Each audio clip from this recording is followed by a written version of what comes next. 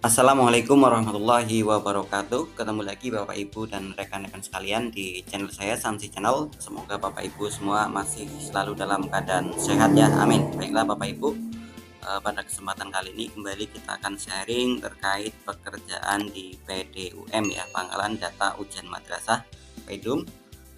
Kali ini kita akan sharing terkait menu terbaru, yaitu menu cetak SKL ya.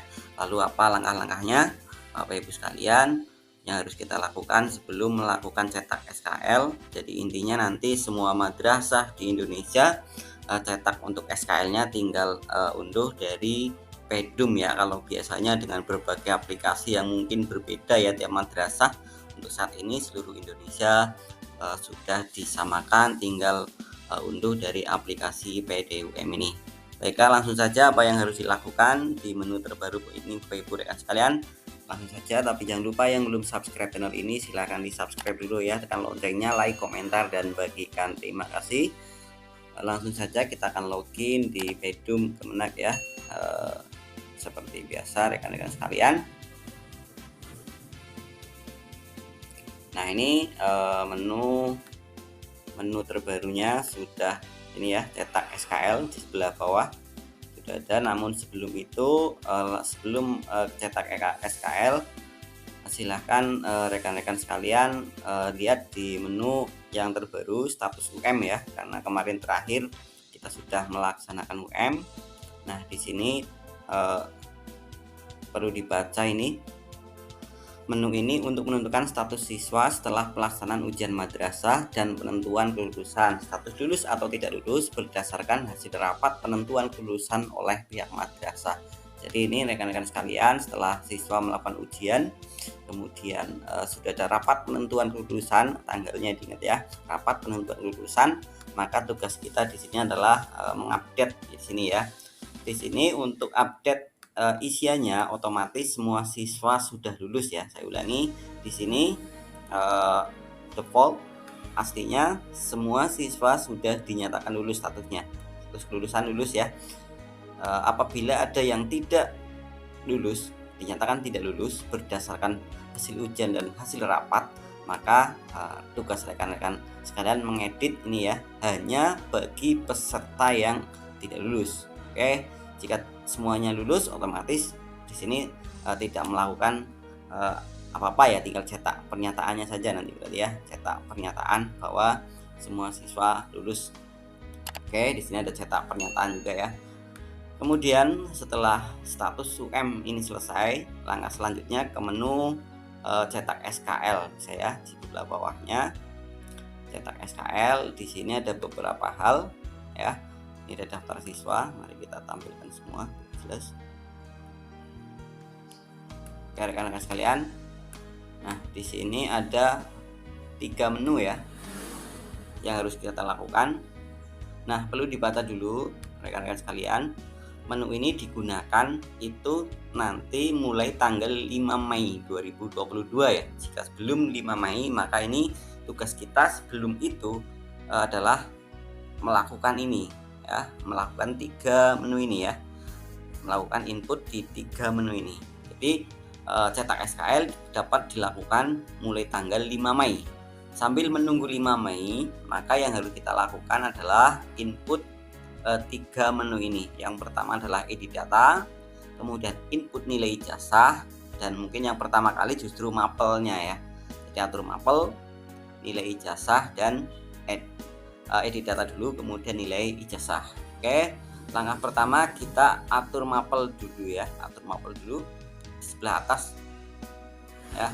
Jadi rekan-rekan sekalian, ketiga menu ini bisa satu-satu tiap anak atau bisa kolektif di atas ya, bisa kolektif. Yang pertama ke menu atur mapel ya. Atur mapel, silahkan pilih jurusan, karena kalau saya ini kebetulan MTS maka hanya umum, maka ketika yang tingkat MA nanti ada peminatan juga ya, silahkan menyesuaikan. Oke, di sini sudah kita input, terutama yang perlu diinput biasanya mulok ya, ada A, B, C, ada 3 pilihan, silahkan diinput sesuai dengan jumlah mulok yang ada di tempat Bapak Ibu rekan-rekan sekalian. Silahkan input muloknya A, kalau sini bahasa Jawa, kemudian KN1 ya. Setelah itu klik simpan ya, klik simpan. Oke, barangkali ada madrasah mungkin yang tiap siswa mapel yang diambil berbeda, maka di sini ada input mapel satu-satu juga ya. Karena kemungkinan ada perbedaan mapel, maka juga di sini disediakan edit mapel untuk setiap siswa, sehingga tiap siswa bisa bervariatif mapel yang diambil, misalkan muloknya gitu ya. Kalau yang atas ini untuk seluruhan dibuat sama, demikian. Ini yang pertama terkait mapel ya. Kemudian sebelum upload data, ini kaitannya kalau upload data, kita lihat data itu ada nomor seri ijazah kalau tidak salah ya, ada nomor ijazah ya, kode ijazah, otomatis ini belum bisa. Maka yang harus kita lakukan pertama kali adalah upload nilai, nanti setelah ada ya, adalah upload nilai. Ini pun bisa diinput satu-satu, tapi kalau kita otomatis lebih baik kolektif ya, upload by Excel. Langkahnya upload nilai, menu upload nilai kita klik. Kemudian di sini juga silakan rekan-rekan pilih jurusan. Kalau tingkat SLTA terutama ya, MA ya. Kalau tingkat MTS ini hanya satu umum. Kemudian pilih template Excel, formatnya seperti apa, mari kita lihat. Nah ini dia. Nah ini rekan-rekan sekalian, ada kolom nomor peserta, ini SN, nama, dan mapelnya. Jadi kita fokusnya adalah mengisi di yang berwarna kuning ya. Silahkan diisi, ini offline ya, nanti tinggal diupload. Ketika sudah penuh, mungkin bisa dibagikan ke setiap gurunya atau bisa ya, teknisnya silahkan. Dan yang perlu diperhatikan dalam pengisian nilai ini 0 sampai 100 ya, tidak pakai koma, dibulat 0 sampai 100. Misalkan 75, 76, 85, 86, 93, 97, 99 dan seterusnya 100 gitu ya. Kemudian muloknya ini jangan lupa tadi urutannya ya, mulok 1 apa, mulok 2 apa, karena di Excel ini hanya mulok 1 dan mulok 2 ya. Silakan jangan sampai terbalik. Itu setelah ini nanti diisi penuh sampai terisi semua ya. Sebetulnya dicicil juga bisa, tidak harus penuh ya. Kemudian nanti tinggal diupload ya, langkahnya sama, tinggal menu upload nilai. Kemudian di sini diklik ya, dicari filenya ya di laptop kita, kemudian diunggah. Seperti itu. Langkahnya sangat mudah. Jadi fokusnya silakan rekan-rekan untuk nilai, persiapkan nilai nanti setelah siswa selesai ujian, diakomunikasikan dengan nilai yang lain, mungkin rapot, nilai-nilai yang lain ya, sampai nilai ijazah, silakan diinput di sini. Kemudian setelah nilai, sebelum cetak SKL tentu saja ada edit data ya, upload data. Edit data ini bisa satu-satu atau kolektif seperti tadi.